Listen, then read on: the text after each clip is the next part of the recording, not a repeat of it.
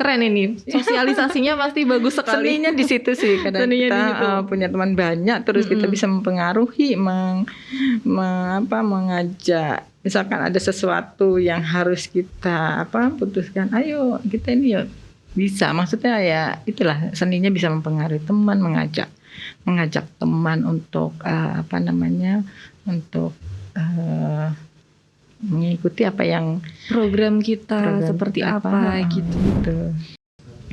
Selamat datang di Radar Madiun Podcast. Hari ini Jawa Pos Radar Madiun kedatangan tamu spesial, yaitu Ibu Sri Wahyuni. Beliau seorang anggota DPR RI, sekaligus merupakan istri dari Bapak Ipong gitu. Nah, kali ini saya juga akan membahas tentang perempuan di dalam dunia politik. Kira-kira bagaimana peran seorang perempuan dan juga dampak dari seorang perempuan jika terjun ke dunia politik. Selamat siang Ibu Yuni. Selamat siang Mbak Dea. Ini manggilnya Ibu atau Mbak? Karena ternyata setelah ketemu terlihat masih muda sekali ya. Monggo mawon. Mbak bisa Yuni. Mbak Yuni, bisa Ibu Yuni. Iya, terlihat sangat muda ternyata teman-teman semuanya. Nah, kalau untuk membahas tentang politik ya Mbak, ngomongin soal politik ini benar, pertama Mbak Yuni merupakan baru terjun pertama kali ke dunia politik. Ya Mbak, kalau untuk terjun secara langsung itu memang saya baru banget. Tetapi kalau mendampingi, mengikuti seseorang yang terjun di dunia politik secara langsung itu sudah puluhan tahun, yaitu suami saya. Suami sendiri. Kalau Pak Ipong itu di politik mungkin sudah 25 tahunan ya. Sudah 25 tahun berarti ya, Bu. Itu ya saya sering diajak diskusi, cerita tentang politik, tentang apa saja. Jadi saya belajar dari beliau, namun kalau untuk terjun langsung ke politik ya memang baru pada waktu saya menjadi anggota DPR RI. Iya. Berarti pertama belajarnya itu memang dari Bapak Ipong secara langsung? Ya, tidak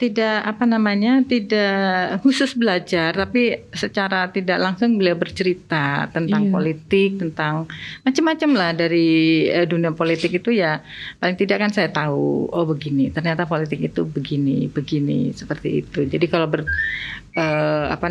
kalau belajar khusus tidak ada. Memang latar belakang pendidikan saya adalah ilmu sosial, ilmu politik. Saya ambil di Fakultas Ilmu Sosial, Ilmu Politik. Tapi kalau untuk yang di DPR RI ini Mbak Yuni, itu masuk komisi berapa? Alhamdulillah saya di DPR RI, saya duduk di Komisi 5. Komisi 5. Ya. Untuk bidangnya itu Komisi 5 bidang itu apa? Mitra kerjanya Kementerian PUPR, Kementerian Perhubungan, Kementerian Desa, dan badan BMKG dan juga Basarnas yang itu menangani bencana dan lain-lain, udara situasi udara dan lain-lain itu ada pelaporan biasanya. Nah, khusus untuk Kementerian PUPR ini itu bidangnya kan infrastruktur. Yang mana infrastruktur ini kebetulan banyak dibutuhkan di dapil kita. Saya rasa bukan hanya di dapil saya di dapil 7 Jawa Timur ya, tetapi untuk di seluruh Indonesia memang sangat dibutuhkan yang namanya infrastruktur itu.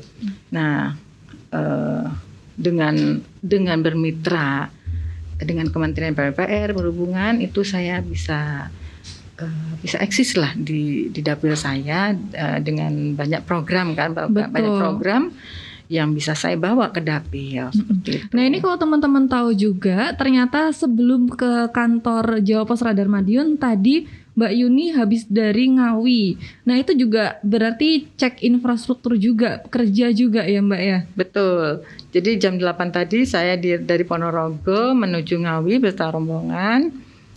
Kami mengunjungi pekerjaan kementerian untuk perbaikan drainase di Desa Ngale, Kabupaten Ngawi. Setelah itu kami juga meninjau perbaikan atau perawatan rel kereta api di Desa Nggelun kebetulan sama-sama di Kabupaten Ngawi juga.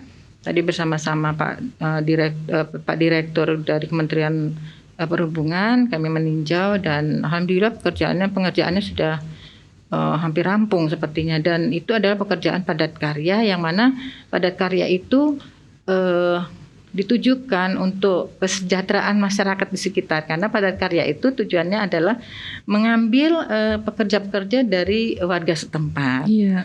Artinya di masa pandemi sekarang ini sangat berguna sekali, sangat dibutuhkan sekali, yang mana kebanyakan warga mungkin dirumahkan dari perusahaan atau dari toko atau dari manapun dia bekerja dan tidak mendapatkan pekerjaan. Nah, dengan adanya kegiatan padat karya dari Kementerian Perhubungan ini itu sangat membantu warga yang tadinya mungkin belum dapat pekerjaan sama sekali atau putus hubungan dengan perusahaannya, bisa mendapatkan kembali dengan adanya mendapatkan kembali pekerjaan dengan adanya program padat karya ini. Baik, berarti ini Mbak Yuni main ke kantor Radar Madiun spesial sekali ya, karena ternyata sangat sibuk juga setiap harinya, terus berkesempatan main ke sini ngobrol-ngobrol juga.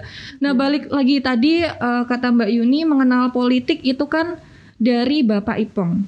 Nah, terus kalau sekarang berarti dua-duanya masuk menjadi anggota politik juga, seorang anggota politik. Nah, itu semakin seru lagi berarti. Kalau untuk masalah keluarga, itu mengurusnya bagaimana? Karena sekarang dua-duanya disibukkan dengan urusan politik seperti itu. Ya, betul.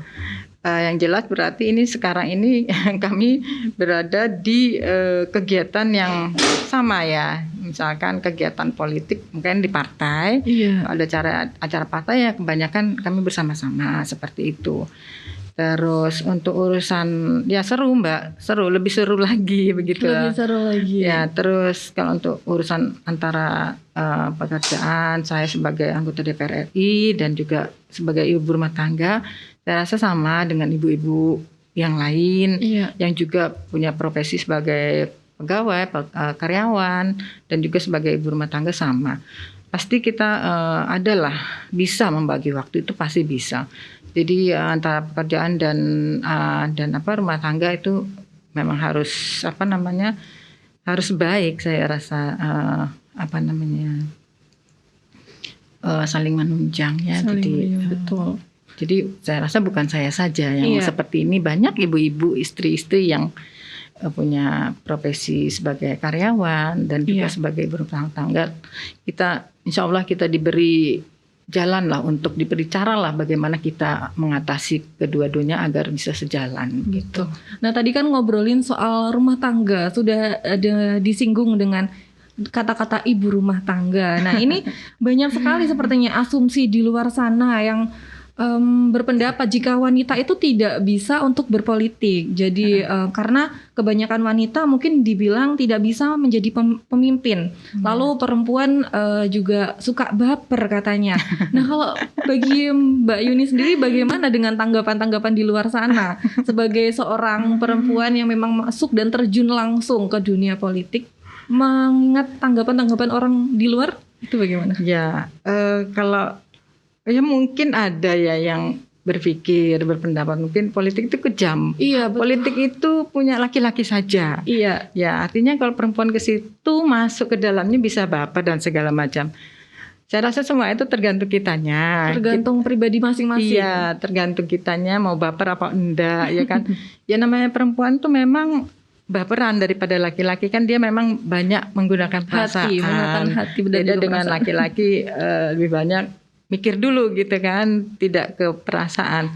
Saya rasa itu tergantung kita sendiri, kita masing-masing bagaimana kita bisa menempatkan diri, membawa diri di dalam bidang yang kita geluti.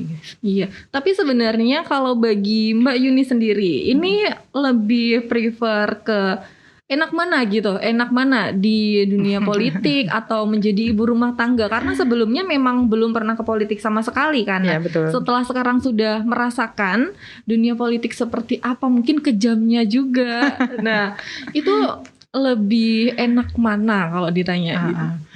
kalau dibilang politik itu kejam, saya rasa juga tidak. Kejam tidaknya itu kan tergantung kita lagi, ya kan. Jadi enaknya dua-duanya enak, Mbak. Selama kita jalani dengan ikhlas, dengan tulus, dengan senang saja, saya rasa jadi berumah tangga ya senang, jadi politisi ya senang, sama saja kok senangnya. Sama aja. Karena itu kan sesuatu yang berbeda ya. Iya. Politik beda, terus yang berumah tangga ya beda lagi gitu yang diurusin. Itu memang sudah kewajiban. Ya gitu itu sudah kewajiban dan kodrat kita sebagai seorang perempuan. Berarti Mbak. tidak bisa jika disuruh memilih ya antara lebih enak mana, karena dua-duanya itu saling berkaitan. Iya, saling berkaitan. Saya rasa saling mengisi lah. Tidak ada lebih senang jadi anggota DPR, lebih senang.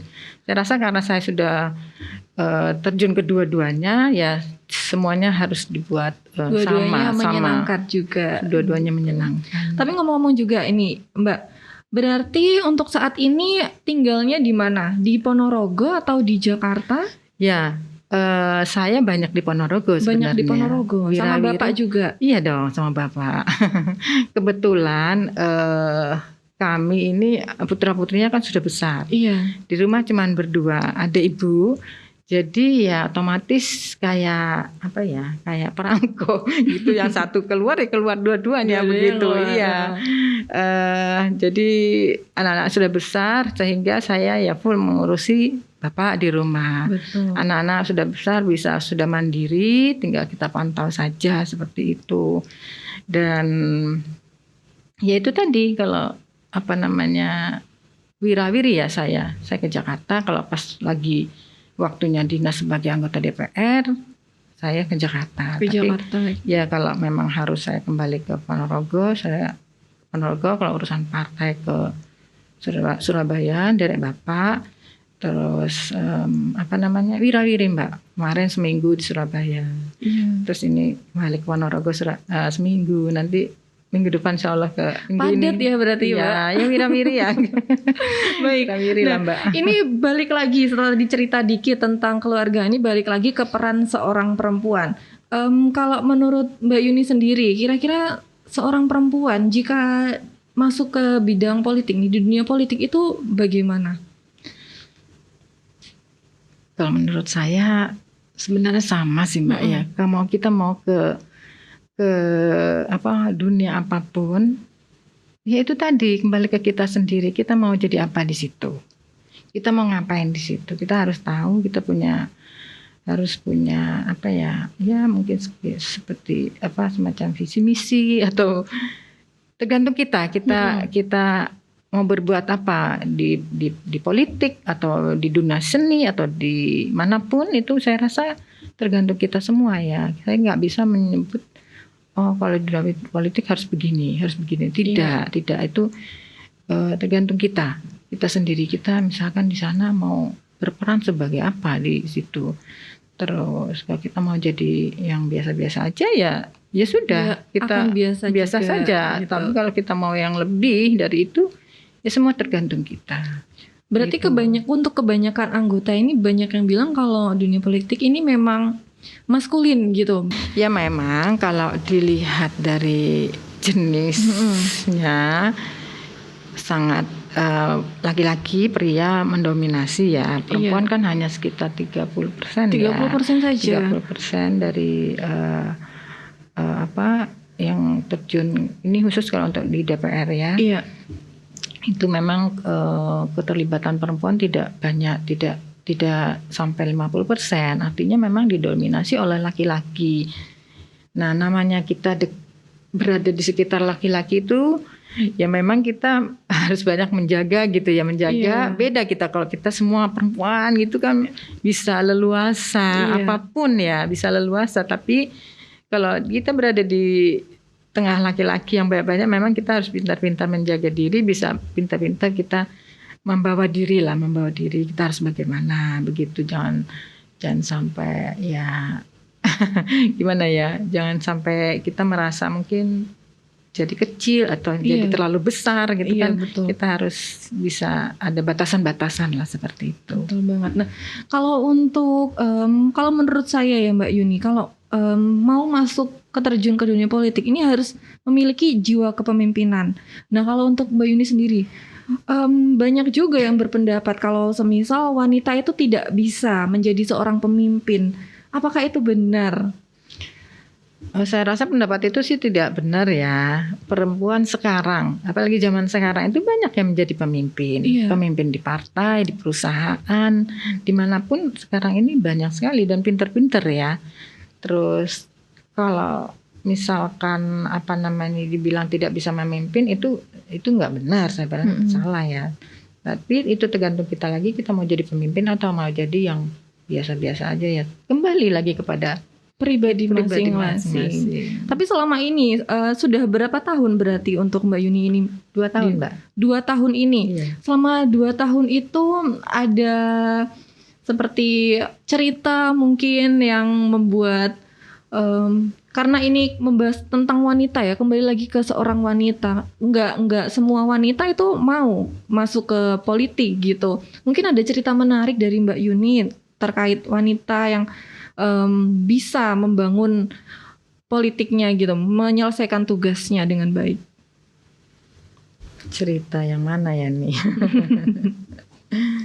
Ya memang nggak semua perempuan itu mau terjun ke dunia politik. Contohnya waktu kita mencari caleg-caleg waktu pemilu 2 tahun lalu itu kan sulit sekali ya. Yeah. Ada yang mau mungkin nggak ada izin dari suami atau keluarga, terus ada yang mau lagi mungkin terkendala dengan pekerjaannya, mungkin tidak boleh terjun dalam politik gitu kan. Nah itu sebenarnya kalau menurut saya sih politik itu seni ya. Seni ya sebenarnya. Seni itu. Yang seperti apa ini? Seni. Karena saya belum merasakan secara langsung. Saya kalau udah mendengar politik ini menakutkan gitu. Bukan ilfil tapi seperti menakutkan. Apa bisa gitu. Hebat orang-orang perempuan-perempuan yang memang bisa terjun ke dunia itu. Sebenarnya di politik itu banyak hal yang bisa kita dapat, kita pelajari gitu ya. Dari kita kan di politik itu bisa yang pertama kita bisa bergaul, terus kita bisa mendapatkan banyak teman. Dari bergaul itu kita bisa mendapatkan informasi apa saja dari kita terjun di politik. Nah terus saya rasa untuk perempuan-perempuan sekarang jangan takut, paling tidak kenali dulu, pelajari dulu itu politik itu seperti apa sih. Saya sendiri sebenarnya tidak pernah mempelajari politik itu seperti apa. Jadi begitu terjun ya sudah dijalani saja gitu loh. Seperti sama halnya seperti kita masuk ke perusahaan. Kita lihat saja di perusahaan itu ada apa, bagaimana. Kita pelajari yang kira-kira itu menurut kita baik ya kita ambil. Pelajaran kita yang itu ada sesuatu yang kurang baik ya tergantung kita lah, kita tinggal lah seperti itu ya Mbak ya. Sama lah dengan terjun ke dunia lain saya rasa. Dan seninya itu kadang-kadang ada seni mempengaruhi orang,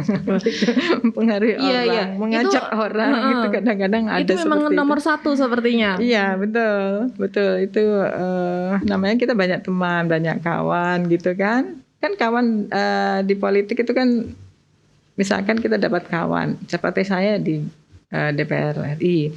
Kan dari banyak fraksi itu ya. Nah, kita bisa dapat teman dari berbagai daerah, dari berbagai partai dan kita bisa saling berbagi, saling mempengaruhi juga kadang-kadang ya kan. Karena saya yakin kalau untuk orang-orang ini di situ seninya sih menurut saya. Kata orang tua juga ya Mbak. Nah, ini kalau kamu mau terjun ke dunia politik, kamu harus punya banyak teman, harus pintar bersosialisasi. Berarti itu memang betul seperti itu. Berarti untuk semuanya ini yang masuk di dunia politik keren ini, sosialisasinya pasti bagus sekali. Seninya di situ sih, kadang kita punya teman banyak, terus kita bisa mempengaruhi, mengajak. Misalkan ada sesuatu yang harus kita putuskan, ayo kita ini ya bisa. Maksudnya ya itulah seninya bisa mempengaruhi teman, mengajak teman untuk untuk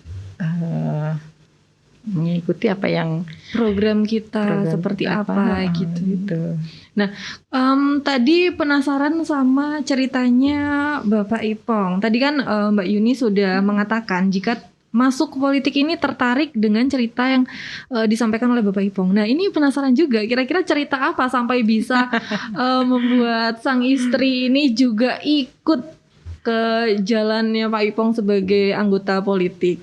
Sebenarnya saya nyalek dulu pertamanya itu ya Mbak, bukan karena cerita beliau, bukan.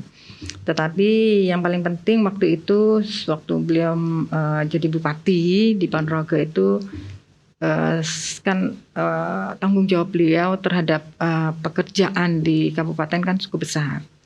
Nah, sedangkan anggaran di di kabupaten kan tidak terlalu besar. Iya. Nah, harapannya dengan saya jadi anggota DPR RI, saya diharapkan bisa membantu pekerjaan-pekerjaan beliau yang tidak terhandle di kabupaten seperti itu. Nah, dengan saya ada di Komisi 5, saya banyak bawa program kan Mbak ke Ponorogo. Dan itu kan sangat membantu pekerjaan beliau seperti itu. Nah, awalnya juga saya diminta oleh ketum untuk pencalekan itu, terus Pak Ipong, ayo mau nggak nyalek?